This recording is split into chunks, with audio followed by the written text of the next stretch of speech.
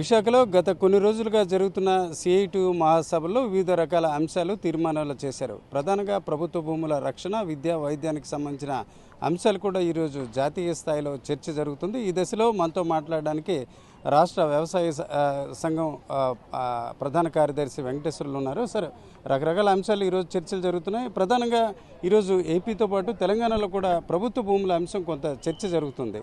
ఇప్పుడు ప్రభుత్వాలు ఇన్వెస్టర్స్ని ఉపాధి అవకాశాల కోసం ఆహ్వానిస్తున్నాం అంటున్నారు.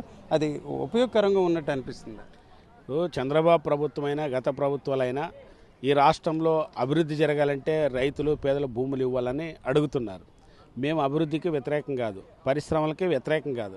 కానీ ఈ ప్రభుత్వాలు మేము ఏమని అడుగుతున్నామంటే, గత 10 సంవత్సరాలుగా గతంలో 2019 తెలుగుదేశం ప్రభుత్వం కానీ, ఆ తర్వాత వైసీపీ ప్రభుత్వం కానీ 5,10,000 ఎకరాలు అభివృద్ధి అనే పేరుతో తీసుకున్నారు.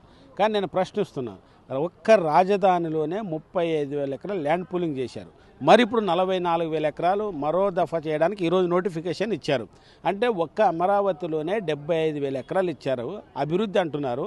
నేను సచివాలయంలో ఒక్క రైతు బిడ్డకు ఉద్యోగం ఇచ్చారా అని నేను ప్రశ్నిస్తున్నాను. నీకు దమ్ము ధైర్యం ఉంటే పవన్ కళ్యాణ్ కానీ చంద్రబాబు కానీ మీరు చెప్పండి, మేము ఇంత కుటుంబాలకి ఉద్యోగాలు ఇచ్చామని.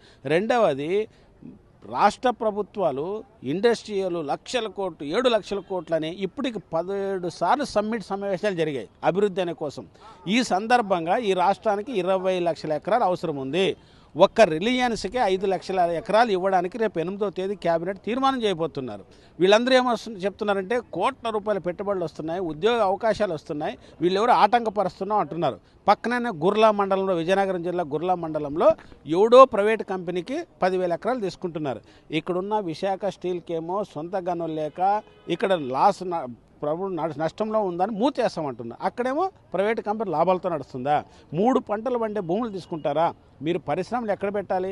వ్యవసాయ యోగ్యాన్ని కానీ కొండల్లోనో గుట్టల్లోనో పాడుపడిన భూముల్లోనో మెట్ట ప్రాంతాల్లో పెడితే మీకు ఎవరికి అభ్యంతరం లేదు. కానీ 2-3 పంటల్లో పండిన ఆ పేరు మీద తీసుకొని పేరుకు మాత్రం పరిశ్రమలు పెట్టేది 100 ఎకరాలు, 99 ఎకరాలు రియల్ ఎస్టేట్లో బ్యాంకుల్లో పెట్టి 1,000 కోట్లు కొల్లగొట్టడానికే భూసేకరణ తప్ప అభివృద్ధి కోసం కాదని మేము గంటాపదం తెలియజేస్తున్నాం. ఓకే సార్, ఈరోజు రాష్ట్ర ప్రభుత్వం గురించి మీరు ఇట్లా మాట్లాడారు. కేంద్ర ప్రభుత్వం ఇప్పుడు దీనికి మహాత్మా గాంధీ ఉపాధి హామీ పథకం మార్చి మరొక పేరుతో ఇస్తుంది. అయితే పేరు మార్చినప్పుడు కూడా ఒకే ప్రయోజనం అంటున్నారు, నిజం అంటారు? అది శుద్ధ తప్పు. పేరు మార్పే కాదు, చట్టం యొక్క స్ఫూర్తిని, రైట్స్ని, హక్కుని కాలరాసింది. మహాత్మా గాంధీ గ్రామీణ ఉపాధి హామీ చట్టంలో 4 కీలకమైన అంశాలు ఉన్నాయి. ప్రతి కుటుంబం ఏడాదిలో వాళ్ళకి కావలసినప్పుడు 100 రోజులు పని చేసుకోవచ్చు. కానీ ఇప్పుడు ఏం చేశారు? వాళ్ళకి పేదలకు కావాల్సినప్పుడు కాదు, ప్రభుత్వం ఇచ్చినప్పుడు పని. అంటే గతంలోనేమో డిమాండ్ని బట్టి సప్లై ఉండేది, ఇప్పుడు సప్లైని బట్టి డిమాండ్కి వచ్చింది. ఇప్పుడు హక్కు అనే పదం తీసేశారు. గవర్నమెంట్ ఎక్కడ నోటిఫికేషన్ చేస్తే అక్కడ మాత్రం ఉపాధి పనులు ఇవ్వాలి. ఇప్పుడు ఉదాహరణకి ఉత్తరాంధ్ర రాయలసీమలో తీవ్రమైన కరువు ప్రాంతం, అక్కడ కూడా ప్రభుత్వం ఈ ప్రాంతంలోనే పని పెట్టాలంటే ఆ ప్రాంతంలోనే పని పెట్టాలి. మరి మిగిలినటువంటి వ్యవసాయ కార్మికుల పరిస్థితి ఏమి? గతంలో ఎన్ని పనిదాలు ఉంటే అన్ని డబ్బులు కేటాయించేవాళ్ళు, ఇప్పుడు అట్లా కాదు. డబ్బులు ఇంత కేటాయిస్తే ఆ కేటాయింపుని బట్టి పని చేయాలి. రెండో అంశం, గతంలో కేంద్ర ప్రభుత్వం 90% నిధులు ఇచ్చేది, ఇప్పుడు రాష్ట్రాలకి 40% భరించమని చెప్తుంది. గతంలో 10% ఉన్నప్పుడే రాష్ట్రాలు భరించలేదు, ఇప్పుడు 40% ఎక్కడి నుంచి భరిస్తాయి? మూడో అంశం, పంచాయతీలకి లోకల్ బాడీస్కున్న హక్కులను తీసేసింది, సర్వం కేంద్రం చేతుల్లోకి తీసుకున్నది. అధునాతన టెక్నాలజీ పేరు మీద రాష్ట్ర హక్కులను హరించి మొత్తం కేంద్రమే దాని కేంద్రీకరణ చేసి ఫెడరలిజాన్ని దెబ్బతీసింది. నాలుగో అంశం, ఈ దేశ స్వాతంత్రంలో కీలక పాత్ర పోషించినటువంటి మహాత్మా గాంధీని పేరు తీసేసి మహాత్ముని చంపినటువంటి గాడ్సే పేరు వచ్చేలా, ఆర్ఎస్ఎస్లో జీ రామ్జీ అంటారు గాడ్సేని, జీ రామ్జీ అని పేరు వచ్చేలా మహాత్మా గాంధీని చంపిన గాడ్సే పేరు పెట్టడం ఎంత దుర్మార్గమైంది. అందుకోసమే రేపు దేశవ్యాప్తంగా 5వ తేదీన గ్రామ సభలను వ్యతిరేకిస్తాం, తీర్మానాలు చేస్తాం, పోరాడతాం. జనవరి 19వ తేదీన దేశవ్యాప్తంగా వ్యవసాయ కార్మిక సంఘం మహాత్మా గాంధీ జాతీయ ఉపాధి చట్టాన్ని పునరుద్ధరించాలి, కొత్త చట్టాన్ని రద్దు చేయాలి. ఈ రాష్ట్రంలో ఉన్నటువంటి కూటమి ప్రభుత్వం 1 కోటి మందికి నష్టం చేసే రామ్జీ చట్టానికి మీరు ఓటేస్తారా? 1 కోటి మందికి లాభం చేసి ఆంధ్ర ప్రభుత్వానికి లాభం చేసే మహాత్మా గాంధీ చట్టానికి ఓటేస్తారా? ఈ ప్రభుత్వం కూడా తేల్చుకోవాల్సిన అవసరం ఉన్నది. ఓకే.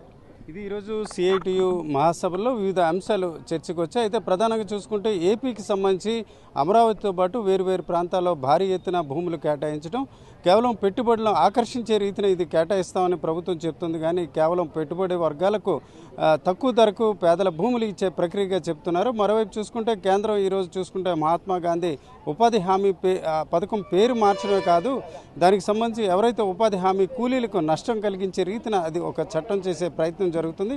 దీన్ని పూర్తి స్థాయిలో వ్యతిరేకిస్తామని చెప్తున్నారు. కెమెరా పర్సన్ తిరుపతితో రామచంద్రరావు, ఆర్టీవీ, విశాఖపట్నం.